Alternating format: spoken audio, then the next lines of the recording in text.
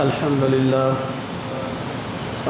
لله وكفى والصلاة والسلام على سيد الرسل وخاتم الأنبياء وعلى آله وأصحابه الذين أوفوا عهده الذين هم خلاصة العرب العرباء وخير الخلائق بعد الأنبياء.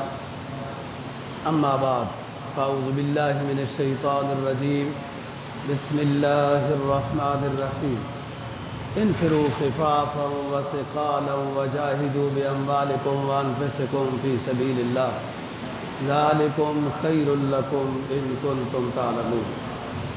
قال النبي صلى الله عليه وسلم: من أحب لي وأحب هذين وأحب أباهما وأمهما كان معي في درجتي يوم القيامة. صدق الله العظيم وصدق رسوله النبي الأمي الكريم ونحن على ذلك لمن الشاهدين والشاكرين والحمد لله رب العالمين. 10واں پارہ سورہ توبہ کی ایک آیت کریمہ تلاوت کی ہے اور جناب نبی پاک صلی اللہ علیہ وسلم کا فرمان تلاوت کیا ہے جس کو امام ترمذی نے روایت کیا ہے. ان کو بند کرو. آیت کریمہ کا مفہوم یہ ہے: انفروا خفافا وثقالا. تم لوگ جہاد کے لیے نکلو، ہلکے ہو تب بھی، بوجھل ہو تب بھی. وجاہدوا باموالکم وانفسکم فی سبیل اللہ. اور جہاد کرو، اپنا مال بھی خرچ کرو، جان بھی خرچ کرو اللہ کے راستے میں. ذالکم خیر لکم ان کنتم تعلمون. یہ تمہارے لیے بہتر ہے اگر تم جان لو. جناب نبی پاک صلی اللہ علیہ وسلم کے فرمان کا مفہوم یہ ہے، آپ نے فرمایا جو شخص میرے ساتھ محبت کرتا ہے اور محبت کرتا ہے، ان دونوں کے ساتھ مراد حسنین رضی اللہ عنہما ہے. وَأَحَبَّ أَبَاهُمَا وَأُمَّهُمَا. اور ان کے باپ سے محبت کرتا ہے اور ان کی ماں سے محبت کرتا ہے، وہ جنت میں میرے ساتھ میرے درجوں میں ہوگا قیامت کے دن. گزشتہ جمعے پر ہم غزوہ خیبر کے بارے میں بات کر رہے تھے جس میں قلعہ صعب بن معاذ اور قلعہ نائم، یہ اہل نطاط لوگ تھے یہودی، یہ فتح ہو گئے تھے. اور جو قلعہ قموس کے نام سے ہے جس کو کہ حضرت علی رضی اللہ تعالیٰ عنہ نے فتح کیا تھا، یہ قلعہ زیادہ مضبوط اور مستحکم تھا اور بڑے جنگجو اور لڑاکے اسی قلعے میں تھے. پہلے دن تو آپ نے جھنڈا حضرت ابوبکر صدیق رضی اللہ تعالیٰ عنہ کو دے کر بھیجا. بڑی محنت جد و جہد ہوئی لیکن قلعہ فتح نہ ہوا. پھر جب یہ واپس آئے تو آپ نے حضرت عمر رضی اللہ تعالیٰ عنہ کو اسلامی جھنڈا دے کر بھیجا. ان کے ساتھ افراد بھیجے، انہوں نے بھی اپنی طرف سے بہت کوشش کی لیکن وہ قلعہ باہر ہی نہیں آئے اور لڑنے کے لیے میدان میں نکلے ہی نہیں اور محاصرہ ہوتا رہا، کامیابی نہیں ہوئی. یہاں تک بات پہنچی تھی کہ رسول پاک صلی اللہ علیہ وسلم نے شام کو فرمایا کہ ہم صبح ایسے بندے کو دیں گے جھنڈا، اسلامی جھنڈا ایسے بندے کو دیں گے جو اللہ رسول سے محبت کرتا ہے، اللہ رسول اس سے محبت کرتے ہیں اور ہم امید رکھتے ہیں کہ اس کے ہاتھ سے اللہ تعالیٰ یہ قلعہ فتح کرا دے گا. حضرت علی رضی اللہ تعالیٰ عنہ کے بارے میں آپ کی سوچ تھی اور بعض اصحاب سیر نے یہ بات لکھی ہے کہ یہ من جانب اللہ نبی پاک صلی اللہ علیہ وسلم کو بتا دیا گیا تھا کہ قضائے ازلی یہ ہے کہ حضرت علی کے ہاتھ سے فتح ہوگا، یہ بتا دیا گیا تھا۔ چنانچہ آپ نے رات کو تو یہ جملہ مبہم ارشاد فرمایا کہ ہم جھنڈا صبح اس کو دیں گے اور اس کے ہاتھ سے اللہ تعالیٰ سے امید رکھتے ہیں کہ اللہ فتح دے گا۔ میں گزشتہ جمعے پر بھی بتایا تھا کہ نبی پاک صلی اللہ علیہ وسلم کا معمول تھا کہ جب ایک دو دن کسی قافلے کے امیر سے کچھ نہ ہو سکا تو آپ پھر علم بردار بدل دیتے تھے، جماعت کا امیر بدل دیتے تھے کہ اللہ تعالیٰ ہو سکتا ہے کہ اس کے لحاظ سے فتح عطا کر دے۔ اور یہ جتنے نیک بندے ہوتے ہیں، ہر ایک بندے کی نیکی کے انواع، اقسام، انواع، کیفیات الگ الگ ہوتی ہیں۔ بہت سارے لوگ ہیں، اللہ والے ہیں، اولیاء اللہ کہلاتے ہیں، لیکن یہ اللہ کے جو قریب پہنچے ہیں نا، اللہ کے جو یہ قریب پہنچے ہیں، تو ہر کسی کی نیکی جدا جدا ہو سکتی ہے۔ کوئی جہاد کی وجہ سے، کوئی تلاوت کی وجہ سے، کوئی صدقے کی وجہ سے، کوئی نوافل کی وجہ سے، کوئی تہجد کی وجہ سے، تو یہ ہیں تو سارے اللہ کے ولی، اللہ کے قریب ہو گئے۔ قریب ہونے کی ہر کسی کی وجہ الگ الگ ہے، اس لیے ہر اس نیک بندے کے ساتھ اللہ تعالیٰ کی طرف سے برکات اور کیفیات جدا جدا ہوتی ہیں وہ ولی، اللہ کے نیک بندے ہیں، ہر ایک میں نیکی کی الگ الگ زیادہ نیکی کرنے کی جو عادت تھی، اسی طرح اس بندے کے ساتھ اللہ تعالیٰ کی طرف سے جو مہربانیاں ہیں، جو رحمتیں ہیں، جو برکتیں ہیں، یا تقرب اللہ کے جو قسمیں ہیں، وہ ہر بندے کے الگ الگ ہوتے ہیں، ہوتے سارے اللہ کے ولی ہیں۔ اس لیے آپ علم بردار کو بدل دیتے تھے کہ اس کی کیفیات اور ہیں، اس کو ہٹا کے دوسرے بندے کو علم بردار بنا دیتے، اور بعض دفعہ وہ فتح کی صورت بھی نصیب ہوتی۔ اس سے پہلے بھی آپ نے علمدار بدلا ہے، جو پہلے کلا فتح ہوا اس میں بھی۔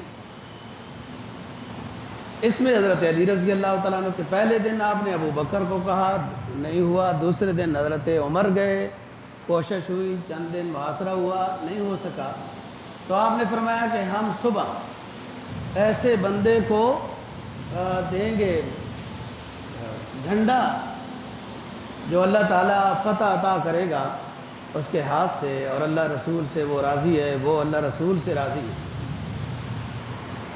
صحابہ کہتے ہیں کہ اصبح الناس غدوا الی رسول اللہ صلی اللہ علیہ وسلم کلہم یرجعون ان یطاہا۔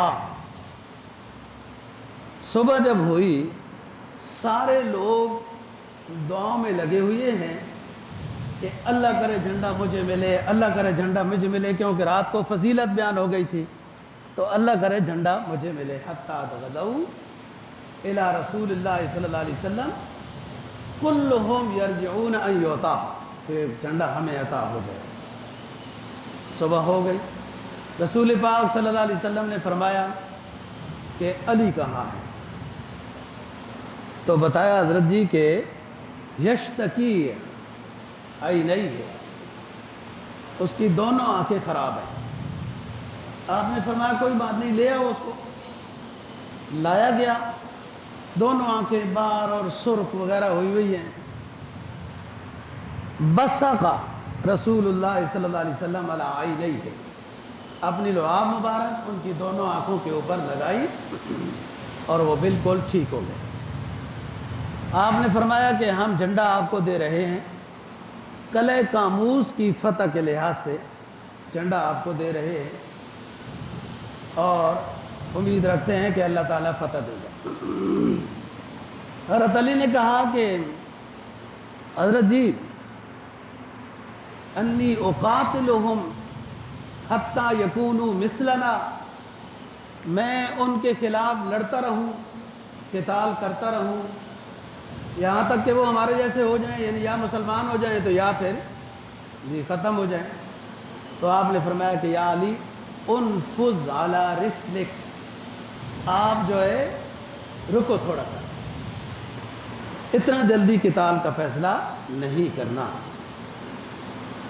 آپ نے پھر فرمایا کہ آپ نے سب سے پہلے جب قلعہ کموز کے پاس جانا ہے تو ان کو دعوت اسلام دینی ہے، دعوت اللہ دینی ہے۔ کیا یہ اچھی بات ہے کہ وہ دعوت کو قبول کر لیں؟ ہم لڑائی اور مارنا نہیں چاہتے ہیں، تو حضرت علی رضی اللہ تعالیٰ عنہ کو سمجھایا کہ پہلے دعوت دینی ہے، وہ دعوت سے انکار کر دیں، پھر انتظار کرنا ہے کہ کیا ہوتا ہے۔ اگر ان کی طرف سے لڑائی کی پہل ہو جاتی ہے تو پھر مقابلہ کرنا ہے۔ حضرت ابو رافع رضی اللہ تعالیٰ عنہ، یہ رسول پاک صلی اللہ علیہ وسلم کے غلام تھے، مسلمان تھے۔ آپ نے اولاً ابو رافع روایت کرتے ہیں کہ 8 بندوں کو حضرت علی کے ساتھ بھیجا، حضرت علی سمیت، ان میں سے میں بھی تھا۔ حضرت ابو رافع رضی اللہ تعالیٰ عنہ روایت کرتے ہیں، اور اس میں ہم گئے بار ان کے طرف، اور انہی ہدایات کے اوپر عمل ہوا جو رسول پاک صلی اللہ علیہ وسلم نے ہدایت دی تھی، انہی ہدایتوں پر عمل ہوا کہ ہم نے ان کو دعوت اللہ دیا۔ وہ کہنے لگے ہم آپ کے رسول کو سچا رسول نہیں مانتے ہیں۔ بہرحال وہ قلعے کے باہر آئے، قلعے کے باہر آئے اور لڑائی وغیرہ کی ترتیب بنانا چاہیے۔ حضرت علی رضی اللہ تعالیٰ عنہ بہادری میں اپنی مثال خود تھے۔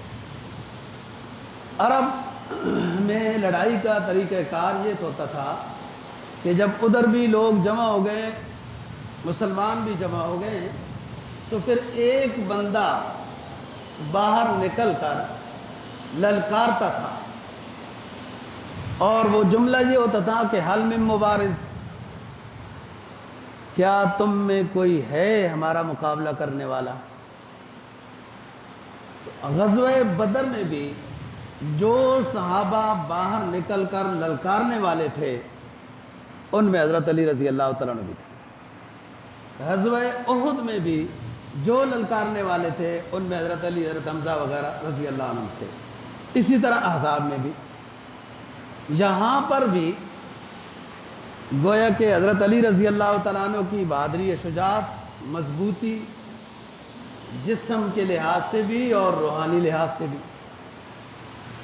مشہور ہے نا، تاریخی بات ہے کہ جب حضرت علی رضی اللہ تعالیٰ عنہ کوفہ کے دارالخلافہ میں، دارالخلافہ حضرت علی نے کوفہ بنا لیا تھا، اور کوفہ کی جامع مسجد میں بیٹھے تھے، تو کوئی بندہ ملنے کے لیے آیا، تو وہ خشک روٹی کے ٹکڑے اور اس طرح کچھ بھگو کر کھا رہے تھے۔ اس بندے نے پوچھا کہ خلیفۃ المسلمین حضرت علی رضی اللہ تعالیٰ عنہ سے ملنا ہے۔ تو خشک ٹکڑے کھانے والے شخص نے یہ کہا کہ وہ میں ہوں۔ تو وہ جو بندہ تھا وہ کہنے لگا نہیں جی آپ کیسے ہو سکتے ہیں؟ اس نے ایک ہاتھ سے در خیبر کو اڑا دیا تھا، تو وہ تو اتنا کچھ کھاتا پیتا ہوگا، تبھی تو اتنا مضبوط اور پہلوان تھا، تو آپ خشک روٹی کھا رہے ہیں؟ تو اس نے کہا، حضرت علی رضی اللہ تعالیٰ نے ان کو کہا بیٹھ جاؤ۔ جب اللہ پاک عطا کرتا ہے نا قوت روحانی، جس کو آپ اپنے سادے الفاظ میں سمجھیں کرامت، تو اس وقت سب کچھ ہو جاتا ہے، کیونکہ کرنے والا وہی ہوتا ہے۔ اور اس بات کو قرآن مجید نے بیان کیا ہے کہ جب رسول پاک صلی اللہ علیہ وسلم کو دشمنوں کا سامنا تھا اور سامنے سارے دشمن تھے، آپ کو پکڑنا چاہتے تھے، تو اللہ پاک نے حکم دیا کہ اے نبی آپ جو ہے نا وہ مٹی ریت کنکریاں ایسی اپنے ہاتھ میں لے لے اور جب باہر نکلیں تو ان کی طرف یوں پھینک دے، ان کی طرف یوں پھینک دے۔ تو وہ پھینکی گئی تو وہ سارے آنکھوں کو ملنے لگ گئے، وہ اندر چلی گئی اور آپ صلی اللہ علیہ وسلم اپنے پروگرام کے مطابق چلے گئے۔ یہ ہوا تو قرآن کہتا ہے وَمَا رَمَيْتَ إِذْ رَمَيْتَ وَلَكِنَّ اللَّهَ رَمَى۔ اے نبی وہ جو آپ نے کنکریاں اور ریت دشمنوں کی طرف پھینکی تھی وہ آپ نے نہیں پھینکی تھی، وہ ہم نے پھینکی تھی۔ جو ولی کے ہاتھ سے ایسی چیز صادر ہو جو عام آلات سے نہیں ہو سکتی تو اس کو کرامت کہتے ہیں، اور جو پیغمبر کے ہاتھ سے ایسی چیز صادر ہو کہ جو عام لوگ وہ نہیں کر سکتے ہیں تو اس کو معجزہ کہتے ہیں۔ معجزہ کا مطلب دوسرے کو شکست دے دینے والا، وہ ہار جاتے ہیں سارے۔ تو یہاں پر بھی یہی بات ہے کہ یہ ہماری اب عام روزمرہ زندگی ہے جو ہم ٹکڑے کھا رہے ہیں، اور وہ اس وقت عطا ربانی تھی کہ ہم اللہ نے وہ قوت روحانی عطا کی تھی کہ جس کی وجہ سے اللہ کے فضل سے وہ دروازہ اکھیڑ دیا تھا۔ تو بات یہاں پر سارے اشکالات کو دور کر دیتی ہے کہ یہ کیسے ہوا کہ جب یہ ہے ہی کرامت اور اللہ رب العزت کی طرف سے یہ ایک فیصلہ طے شدہ تھا کہ حضرت علی رضی اللہ تعالیٰ عنہ کے ہاتھ سے یہ فتح ہوگا، اور حضرت علی رضی اللہ تعالیٰ عنہ کی بے شمار فضائل ہیں، کوئی انکار نہیں ہے۔ بس بعض لوگوں کا انداز بیان ایسا ہے کہ حضرت علی رضی اللہ تعالیٰ عنہ کے فضائل کو بیان کرتے کرتے دوسرے اجلہ صحابہ کی تنقیص کر دیتے ہیں، یہ غلط بات ہے۔ حضرت علی رضی اللہ تعالیٰ عنہ حضرت ابو بکر صدیق رضی اللہ تعالیٰ عنہ کی خلافت کا حصہ تھے۔ حضرت علی رضی اللہ تعالیٰ عنہ حضرت عمر رضی اللہ تعالیٰ عنہ کی خلافت کا حصہ تھے، حکومت کے قاضی تھے۔ حضرت عثمان غنی رضی اللہ تعالیٰ عنہ کے بھی حکومت میں حضرت علی حصہ تھے، اور حتیٰ کہ آخری دنوں میں جو پہرا دینے والے لوگ تھے حضرت عثمان غنی رضی اللہ تعالیٰ عنہ کی حفاظت کی خاطر ان میں حضرت حسن اور حسین رضی اللہ عنہما کو حضرت علی نے لگایا تھا۔ تو ان حضرات کا آپس میں آپ دیکھ لیں کہ کیسا اتفاق ہے اور کیسا جوڑ ہے۔ باقی جو مقامات، فضائل، مناقب جو جس صحابہ کے بیان کیے گئے ہیں وہ اپنے لحاظ سے امتیازی حیثیت رکھتے ہیں۔ اب دیکھو رسول پاک صلی اللہ علیہ وسلم نے ایک صحابی کے بارے میں یہ فرمایا کہ اقرأہم ابی بن ابی طالب۔ ابی بن ابی طالب رضی اللہ عنہ سب سے پیارا قرآن پڑھنے والے، سب سے اچھے حافظ اور قاری ہیں، رسول پاک نے یہ فرمایا۔ تو کیا دوسرے صحابہ کی قرات کا انکار ہو گیا؟ وہ اپنی جگہ پر ہیں۔ اب آپ نے حذیفہ بن یمان رضی اللہ تعالیٰ عنہ کو کہا کہ امین و حاضح الامہ، امانت داری میں سب سے بہترین جو ہے شخص وہ حذیفہ بن یمان ہے۔ تو کیا دوسرے صحابہ کی امانت کے بارے میں وہ ہر کسی میں نا کوئی رنگ نمایاں ہوتا ہے۔ میں نے ابھی تمہید میں بتایا کہ بہت ساری ایک جماعت ہے جو اللہ کے ولی ہیں، لیکن ہر ایک کی ولایت کا رنگ اپنا اپنا ہوتا ہے کہ کون سی نیکی میں وہ اونچا ہوا اور اس لحاظ سے وہ مقرب اللہ بنا۔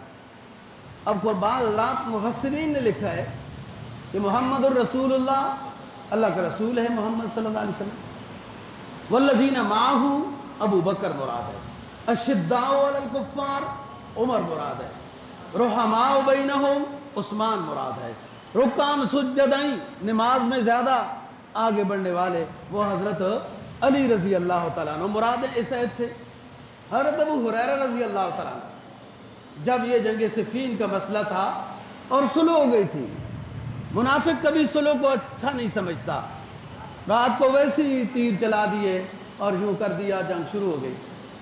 حضرت ابو ہریرہ رضی اللہ تعالیٰ عنہ ویسے رہتے ہیں حضرت علی کے پاس اس کے لشکر میں وغیرہ نمازیں ادھر پڑھتے ہیں، تو کھانے کے ٹائم پر حضرت امیر معاویہ رضی اللہ تعالیٰ عنہ کے دسترخوان پر جنگ صفین میں پہنچ جاتے تھے۔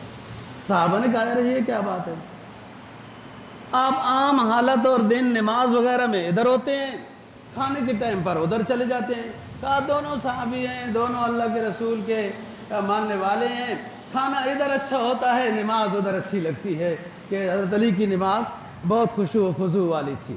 اور اس جگہ پر بھی جو مفسرین نے لکھا ہے نا والذین معہ ابو بکر مراد ہے، اشداء علی الکفار عمر مراد ہے، رحماء بینہم بہت زیادہ نرم دل وہ عثمان غنی مراد ہے، اور رکعان سجدین یہ رکوع و سجود میں اپنے آپ کو مصروف رہنے والے وہ حضرت علی رضی اللہ تعالیٰ عنہ ہیں۔ مختلف مقامات پر حضرت علی کی فضیلت ہے۔ بعض رات نے سورہ دہر میں جو یہ آیت نازل ہوئی ہے اس کا سبب نزول بھی حضرت علی اور آپ کے گھرانے کی سخاوت کا لکھا ہے۔ فرمایا وَيُطْعِمُونَ الطَّعَامَ عَلَىٰ حُبِّهِ مِسْكِينًا وَيَتِيمًا وَأَسِيرًا۔ یہ ایسی جماعت ہے خود محتاج ہونے کے باوجود مسکین کو، یتیم کو، قیدیوں کو ترجیح دیتے ہیں کہ انہیں پہلے کھانا دیا جائے۔ وَيُطْعِمُونَ الطَّعَامَ عَلَىٰ حُبِّهِ مِسْكِينًا وَيَتِيمًا وَأَسِيرًا۔ سخاوت کے لحاظ سے بات ہے، اور اتفاق سے مفسرین لکھتے ہیں کہ روزے کی حالت میں یہ سارے حضرات روزے کی حالت میں تھے جب سائل آیا۔ یہ سائل بھی بعض دفعہ ممتحن بن کر آتا ہے اللہ کی طرف سے نا جی، یہ سائل بھی بعض دفعہ امتحان لینے آتا ہے۔ سارا گھرانے کا روزہ تھا اور اتنے بڑے سجے ہوئے دسترخوان نہیں ہوتے تھے کہ آدھا ان کو دے دیتے ہیں تو آدھا کھا لیتے ہیں، وہ ہوتا ہی اتنا تھا جو ان کو دے دیا گیا ہے۔ بہرحال حضرت علی رضی اللہ تعالیٰ عنہ کے بارے میں عبداللہ بن عمر رضی اللہ تعالیٰ عنہ نقل کرتے ہیں، عن ابن عمر رضی اللہ تعالیٰ عنہما قال اخا رسول اللہ صلی اللہ علیہ وسلم بین اصحابی فجاء علی تدمع عیناہ فقال یا رسول اللہ اخیت بین اصحابک وَلَمْ تُعَاقِ بَيْنِي وَبَيْنَ أَحَدٍ۔ عبداللہ ابن عمر کہتے ہیں رسول پاک صلی اللہ علیہ وسلم نے ہجرت کی، صحابہ کرام بھی مدینہ میں آ گئے، آپ نے ہر صحابی کی مواخات مقرر کر دی کہ فلانا صحابی فلانے انصاری کے پاس رہے گا، عمر فلانے انصاری کے پاس رہے گا، ابو بکر فلانے انصاری کے پاس رہے گا۔ سارے صحابہ میں اخوات قائم کر دی گئی تو علی آ گیا۔ عبداللہ کہتے ہیں تدمع عینا، حضرت علی کی آنکھیں آنسوؤں سے بھری ہوئی تھی۔ عرض کیا اللہ کے رسول، آپ نے سارے صحابہ کی بھائی چارگی تو انصار کے ساتھ مقرر کر دیے، وَلَمْ تُعَاقِ بَيْنِي وَبَيْنَ أَحَدٍ، میری مواخات بھائی چارگی آپ نے کسی کے ساتھ مقرر نہیں کی، اس لیے غمزدہ ہوں، آنکھیں آنسوؤں سے بھرائی ہیں۔ وہ اس پریشانی کی وجہ سے کہ کہیں علی سے ناراضگی تو نہیں ہے کہ اسے سر پہ نظر کیا گیا۔ رسول پاک صلی اللہ علیہ وسلم نے فرمایا یا علی انت اخی فی الدنیا والآخرہ، تو میرا بھائی ہے، مواخات میری تیرے ساتھ ہے۔ بات یہ ہو گئی کہ کوئی کس کے پاس رہے گا، کوئی کس کے پاس رہے گا، اے علی تو میرے پاس رہے گا۔ یہ اونچا مقام ہے، سب صحابہ کی ادھر ادھر جو ہے وہ تشکیل دے دی گئی ہے۔ اور مسئلہ ایک اور بھی ہے دوستو، حضرت ابو طالب رسول پاک صلی اللہ علیہ وسلم کے چچا، اس بات کا کوئی انکار نہیں ہے کہ انہوں نے اپنی گنجائش کے مطابق، وسعت کے مطابق، حالات کے لحاظ سے نبی پاک صلی اللہ علیہ وسلم کا بہت ساتھ دیا۔ ایک عربی قبائل، عربی قانون، ضابطہ، رشتہ داری، جو اس لحاظ سے نظام تھا، بعض نے کہا اسلام لایا، بعض نے کہا اسلام نہیں لایا، وہ اللہ کا معاملہ ہے، اس کے اوپر خطیبوں کو خواہ مخواہ زور لگانے کی ضرورت کیا ہے؟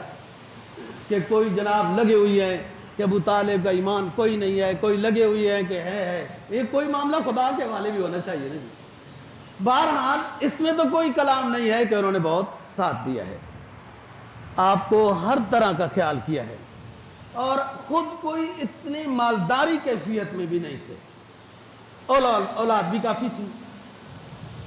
تو چونکہ آپ صلی اللہ علیہ وسلم کا حضرت ابو طالب نے بہت خیال کیا، تو آپ نے حضرت علی رضی اللہ تعالیٰ عنہ کو اپنے پاس رکھا، اس لیے کہ مجھے چاچے نے اپنے پاس رکھا تھا تو کچھ تو میں بھی ان کے لیے گویا کہ سہارا بن جاؤں کہ ایک آدھ بچہ میرے پاس بھی ہو۔ تو حضرت علی رضی اللہ تعالیٰ عنہ کی مواخات نبی پاک صلی اللہ علیہ وسلم نے اپنے پاس کی۔ ایک علمی بات ہے، دل کو لگ جائے، سمجھ آ جائے، قبول ہو جائے تو اچھی بات ہے، اور نہ قبول ہو جائے، نہ سمجھ میں آئے، یا آپ کو اچھی نہیں لگی تو اقبال کا ترانہ بانگے درا ہے گویا، ہمارا تو کام ہے اذان دینا، آواز لگانا۔ ایک بہت بڑی بات کی جاتی ہے کہ رسول پاک صلی اللہ علیہ وسلم نے غدیر خم میں، جو 18 ذی الحجہ کو سن 10 ہجری 18 ذی الحجہ کو غدیر خم کے موقع پر آپ نے جو خطبہ دیا تھا، اور اس میں آپ نے فرمایا من کنت مولاہ فعلی مولا، کہ جس کا میں، جو مجھے پسند کرتا ہے وہ علی کو بھی پسند کرے، جس کا میں سردار ہوں اس کا علی بھی سردار ہے۔ بعض رات اس سے بہت شد و مد کے ساتھ حضرت علی رضی اللہ تعالیٰ عنہ کی خلافت بلا فصل ثابت کرتے ہیں۔ بہرحال وہ الگ بات ہے، جو ہم علمی بات کرنا چاہتے ہیں وہ آپ کے سامنے رکھتے ہیں تاکہ ادھر ادھر کی باتیں سنو تو کچھ یہ بھی ہو کہ یہ بھی کوئی اور بات بھی ہم نے سنی ہوئی ہے، یہ بات ذہن میں ہونی چاہیے۔ آپ صلی اللہ علیہ وسلم نے خالد بن ولید رضی اللہ تعالیٰ عنہ کو یمن کا گورنر بنایا تھا سن 9 ہجری میں، 9 ہجری کا بس تقریباً۔ تو انہوں نے خط لکھا خالد نے رسول پاک صلی اللہ علیہ وسلم کو کہ مجھ سے لوگ سوالات جوابات کرتے ہیں، بیان کراتے ہیں، سوال جواب کرتے ہیں، مجھے اتنا نہیں پتا، کوئی جنگ ہو، کوئی لڑائی جھگڑا، کوئی تلوار چلانی ہو تو خالد سیف اللہ اس کے لیے ہے۔ تو حضرت جی میرے بس کا کام نہیں ہے یہ گورنری۔ تو رسول پاک صلی اللہ علیہ وسلم نے حضرت علی رضی اللہ تعالیٰ عنہ کو یمن کا گورنر بنا کے بھیجا، کہ جنگ کے لحاظ سے بھی بہت اونچے مقام پر ہیں، بہادر بھی ہیں، اور خطیب بھی اچھے ہیں۔ خطیب اچھے ہیں، ذہانت بہت ہے، باقاعدہ اس پر کتابیں ہیں کہ جو مشکل علمی الجھنوں کو حضرت علی رضی اللہ تعالیٰ عنہ نے سلجھایا ہے، مشکل ترین چیزوں کو۔ اور ہم مختصر سا ٹائم ہے، کیا بات کر سکتے ہیں، بہرحال اس پر کبھی ایک دو باتیں بیان کروں گا ورنہ رہ جائے گا نظام۔ حضرت علی رضی اللہ تعالیٰ عنہ بہادر بھی ہیں، شجاع بھی ہیں، دلیر بھی ہیں، جنگ کرنا بھی جانتے ہیں، بیان کرنا بھی جانتے ہیں، قرآن پڑھنا بھی جانتے ہیں، مشکل علمی الجھن کو حل کرنا بھی، وہ گرہ کو کھولنا بھی جانتے ہیں۔ اس لیے آپ صلی اللہ علیہ وسلم نے خالد کے خط کے بعد حضرت علی رضی اللہ تعالیٰ عنہ کو یمن کا گورنر بھیجا، بنا کے بھیجا۔ یہ حضرت ابوبکر کے ساتھ حضرت علی نے جو حج کیا تھا اس کے بعد ابوبکر جو 9 ہجری کو حج کرنے گئے تھے نا، حضرت علی کو ایک اعلان کرنے کے لیے بھیجا تھا آپ صلی اللہ علیہ وسلم۔ بہرحال حضرت علی رضی اللہ تعالیٰ عنہ کو یمن کا گورنر بنا دیا گیا، اور آپ نے اعلان کر دیا کہ ہم حج کے لیے جائیں گے۔ ادھر ادھر قبائل کو ہر طرف آپ لوگ پیغام دے دیں، اعلان کر دیں کہ نبی پاک صلی اللہ علیہ وسلم حج کرنے جا رہے ہیں، تاکہ زیادہ سے زیادہ لوگ جمع ہو جائیں۔ حضرت علی کو پیغام بھیجا کہ آپ موصولات جتنے ہیں آپ کے، اور اونٹ زیادہ سے زیادہ، اور جو چیزیں ہیں وہ لے کر آپ مکہ مکرمہ میں آ جائیں۔ ایسے ہی ہوا، جو آپ نے 100 اونٹ ذبح کیے، ان میں سے حضرت علی رضی اللہ عنہ، یہاں مختصر سی بات کرنی ہے۔ کچھ چیزیں حضرت علی رضی اللہ تعالیٰ عنہ نے لے لی اس سامان میں سے، صحابہ نے جب کہا تو نہیں دی، ان میں سے بعض نے کچھ جبے وغیرہ لے لیے، حضرت علی رضی اللہ تعالیٰ عنہ ناراض ہوئے کہ واپس کرو، واپس کیے گئے، حج ہو گیا۔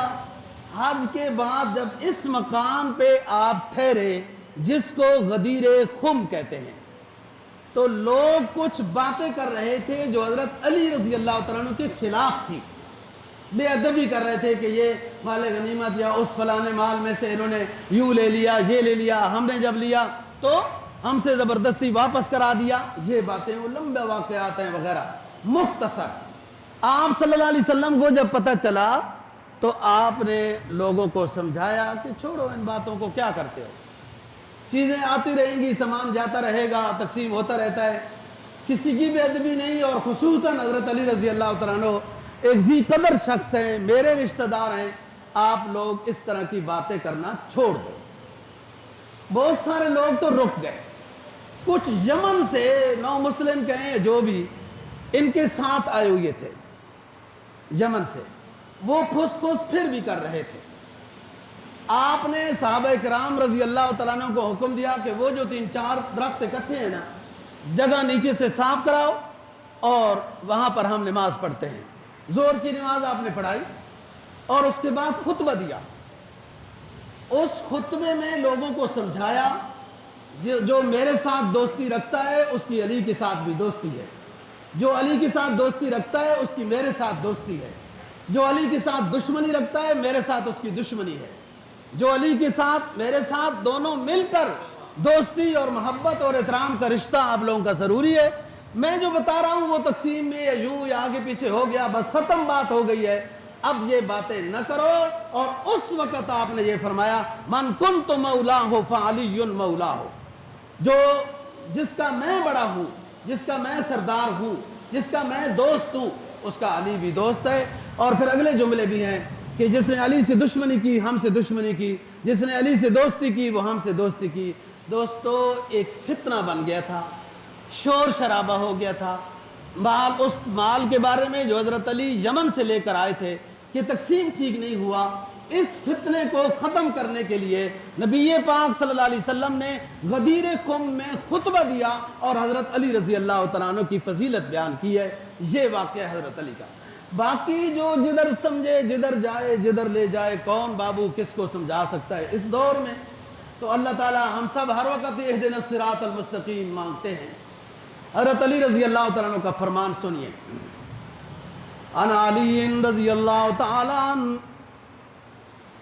قال رسول اللہ صلی اللہ علیہ وسلم یا علی فیکا مثل من عیسیٰ ابغضته اليہود وبہتوا امہ وأحبته النصارى وأنزلوا بمنزلة التي ليس له۔ اے علی تیری مثال تو ایسی ہے جیسی مثال حالات کے لحاظ سے حضرت عیسیٰ علیہ السلام کے ساتھ پیش آئی۔ یہودیوں نے بغض کیا عیسیٰ علیہ السلام سے، اتنا بغض کیا حتیٰ کہ عیسیٰ علیہ السلام کی ماں پر بھی تہمت لگانے لگ گئے۔ پھر نصارہ نے انہوں نے بغض میں اپنی آخرت خراب کر دی۔ نصارہ نے ایک جماعت نصارہ نے احبتہ النصارى وانزلوا بمنزلۃ التي ليس لها۔ نصارہ نے حضرت عیسیٰ علیہ السلام کا مقام اتنا بلند کیا کہ اللہ کا بیٹا کہہ بیٹھے، برباد ہو گئے، ہلاک ہو گئے۔ حضرت علی رضی اللہ تعالیٰ عنہ فرمایا کرتے تھے یہ حدیث جو فرمان رسول ہے وہ یہاں تک ختم ہو گیا، مجھے مخاطب کر کے رسول اللہ نے یہ مثال دی، میں سمجھ گیا کہ میرے بارے میں یہ مثال کیوں دی ہے۔ وہ مثال کی حقیقت یہ ہے کہ فرمان رسول مجھے بتا رہا ہے کہ علی تیرے بارے میں بھی دو جماعتیں ہوں گی، ایک حد سے زیادہ آپ سے محبت کرنے والے ہوں گے، اتنی محبت کریں گے، اتنی محبت کریں گے حد سے تجاوز کر کے ہلاک ہو جائیں گے، اور کچھ جماعتیں ایسی ہوں گی اے علی تجھ سے بغض رکھیں گے، اتنا بغض کریں گے، اتنا بغض کریں گے کہ ان کی آخرت برباد ہو جائے گی۔ یہ اگلی شرح جو بات کی ہے حدیث کے بعد جو ہے نا جی، یہ حضرت علی رضی اللہ تعالیٰ عنہ کا اپنا مقولہ ہے کہ رسول پاک صلی اللہ علیہ وسلم نے جو مثال دی مجھے عیسیٰ علیہ السلام کی، اس کا مطلب میں سمجھ گیا ہوں۔ بعض احادیث کی کتابوں میں جو ہم جیسے نالائق لوگ ہوتے ہیں نا جی، جو تحقیق نہیں کرتے، نقل کرتے ہیں، انہوں نے اس کو حدیث لکھ دیا ہے، اور ایسی بہت ساری باتیں ہیں جو لکھی جا چکی ہوتی ہیں۔ اس لیے میں کہتا رہتا ہوں نا، یوٹیوب کے سکالروں کو کبھی امام نہ بناؤ۔ ہر لحاظ سے آپ اپنے محقق عالم جس پر آپ کا اعتماد ہے اس کے اوپر وہ شرعی مسئلہ پوچھیں۔ ایک مسئلہ چھوٹا سا بتاتا ہوں۔ ایک بندے نے ایک حدیث بیان کی، میں نے کہا یہ حدیث نہیں ہے، آپ کیا کرتے ہو؟ کہتے ہیں مول صاحب آپ لوگوں کا علم ہی نہیں ہے، اور فلاں امام نے موضوعات کبریٰ میں اس حدیث کو لکھا ہے، میرے پاس ہے وہ کتاب۔ یہ حدیث جو آپ کہہ رہے ہو میرے علم میں نہیں ہے، اور یہ نہیں ہے حدیث، یہ حدیث فلاں امام نے اپنی کتاب موضوعات الکبریٰ میں لکھی ہے یہ حدیث۔ تو میں کہا قربان جاؤں، موضوعات کبریٰ کا مطلب یہ ہے کہ اس کتاب میں وہ حدیثیں جمع کی گئی ہیں جو لوگوں نے گھڑی ہیں، غلط حدیثیں اس کتاب میں لکھی گئی ہیں، اور لیکن اس غیر عالم کو تو پتہ ہی نہیں نا کون سی کتاب پڑھنی ہے۔ یہ تو اس لیے اکٹھی لکھی گئی ہیں تاکہ لوگ گمراہ نہ ہوں۔ اور یہ کتاب موضوع کا معنی ہوتا ہے گھڑی ہوئی، اور مرسل کا معنی ہوتا ہے رسول پاک صلی اللہ علیہ وسلم تک، مرفوع حدیث کا مطلب ہوتا ہے رسول پاک صلی اللہ علیہ وسلم تک سند کے ساتھ پہنچی ہوئی۔ تو بات یہ ہے دوستو، حضرت علی رضی اللہ تعالیٰ عنہ کیا حوالے ہو گیا جھنڈا، ہم یہاں تک پہنچے تھے، اور پہنچ گئے یہ میدان میں بڑے لوگ، یہ 8 ہیں جو سرکار دو جہاں صلی اللہ علیہ وسلم نے منتخب کیے، یہ پہنچ گئے اور ذکر و اذکار میں مصروف ہیں۔ بعض لوگ نیک کاموں میں مصروف ہوں تو تسبیحات یا نیکی کو چھوڑ دیتے ہیں، نہیں، آپ جتنے بڑے سے بڑے نیک کام میں مصروف ہیں ذکر اللہ جاری رہنا چاہیے۔ دیکھو حج میں، عبادت میں 7 تسبیحات جاری ہیں۔ مجاہد کو بھی یہ حکم ہے کہ آپ نکلے ہو مال لے کر جہاد کر رہے ہو فلاں، لیکن اللہ کو خوب یاد کرو۔ یہ وہاں پہنچ گئے اور تسبیحات ہو رہی، اللہ اکبر کبیرہ والحمدللہ کثیرہ سبحان اللہ بکرۃ واصیلا لا الہ الا اللہ وحدہ نصر عبدہ صدق وعدہ وأعز جندا وهزم الأحزاب كلها لا إله إلا الله وحده لا نعبده إلا إياه۔ یہ 8 نبی کی جماعت کے پروانے مجاہد اسلام قلعہ قاموس کے بعد پہنچ چکے ہیں۔ چند یہودی نظر آ رہے ہیں اور یہ حضرات تسبیح کرتے ہیں، اللہ ہمارا اللہ ہی بڑا ہے، ساری تعریفیں اسی کی ہیں، صبح و شام تسبیحات ہر چرند پرند مخلوق اسی کی کر رہی ہے، وہ اکیلا ہے، وعدہ سچا کرتا ہے، مجاہدین کی مدد کرتا ہے، عزت سے نوازتا ہے، ہم اسی کی مانتے ہیں، اسی کی ہی عبادت کرتے ہیں۔ یہودی بڑے، لڑائی شروع ہو گئی، ایک یہودیوں کا بندہ قتل ہو گیا، ایک یہودیوں کا بندہ قتل ہو گیا، ڈر گئے، بھاگ گئے، اپنے قلعے میں چلے گئے، دروازہ بند کر دیا، جس کو قلعہ قاموس کہتے ہیں وہ دروازہ بند کر دیا۔ چھپ گئے اندر اور اپنے ساتھی کی لاش باہر ہی چھوڑ گئے۔ چنانچہ حضرت علی رضی اللہ تعالیٰ عنہ نے نعرہ بلند کیا، باہر نکلو، تم تو بڑے دعوے دار تھے، نبی کو مدینہ میں ختم کرنے کے بڑے دعوے دار تھے، باہر نکلو۔ کوئی نہ نکلا تو حضرت علی رضی اللہ تعالیٰ عنہ نے نعرہ تکبیر بلند کر کے جب اس قلعے کے دروازے کے کنڈے کو پکڑا تو وہ سیدھا دروازہ اوپر آیا، حضرت علی کی ڈھال بن گیا، بعد میں اس کو پھینکا تو حضرت ابو رافع رضی اللہ تعالیٰ عنہ کہتے ہیں ہم 8 مل کر بھی صحیح معنی میں اس دروازے کو نہیں اٹھا سکتے تھے۔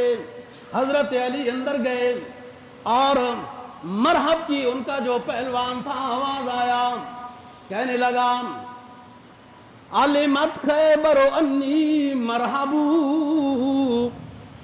علمت خیبر انی مرحبو، شاک السلاق بطل ممرد۔ یہودیوں کا ایک بڑا پہلوان، لڑائی جھگڑا کرنے میں بڑا نام رکھنے والا، جس کا یہودی مرحب کہتے ہیں، اس کا نام تھا، اس نے للکارا کے مقابلے میں کون آنے والا ہے؟